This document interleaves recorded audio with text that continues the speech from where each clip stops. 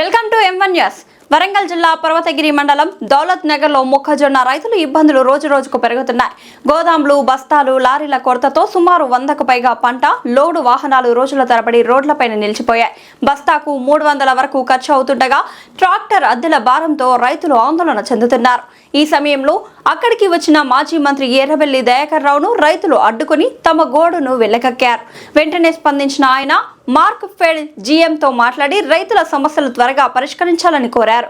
ప్రభుత్వం వెంటనే కొనుగోలు కేంద్రాలు పెంచి మద్దతు ధరకు మొక్కజొన్న కొనుగోలు చేయాలని డిమాండ్ చేశారు. రైతులను ఇబ్బందులకు గురి చేయడం తగదని, ప్రతి గింజ కొనే వరకు రైతుల పక్షాన పోరాడతామని తెలిపారు. నేను 3 నెలల ముందు మీటింగ్ పెట్టాను. కేసీఆర్ నాకు ఫోన్ చేసి, అమ్మా నీళ్ళున్నారా, గంజి బ్యాగ్స్ కొన్నవా, లారీలు మాట్లాడినవా, గోదాములు ఖాళీగా ఉన్నాయా, అన్ని చేసి 3 నెలల ముందే ఇవన్నీ ప్రిపేర్ చేసి పెట్టాను.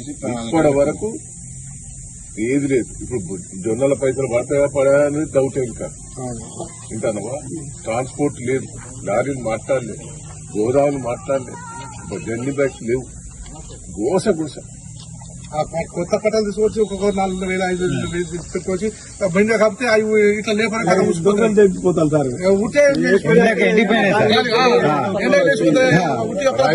రైతు బంధు 3 సార్లు ఎగ్గొట్టాయి.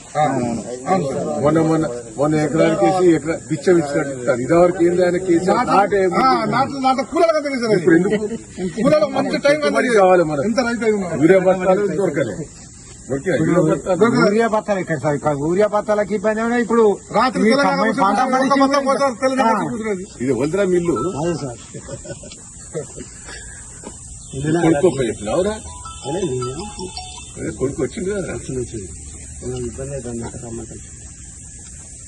ఏంటిదా ఇబ్బంది? ఇబ్బంది అంటే లైన్ గా రారు.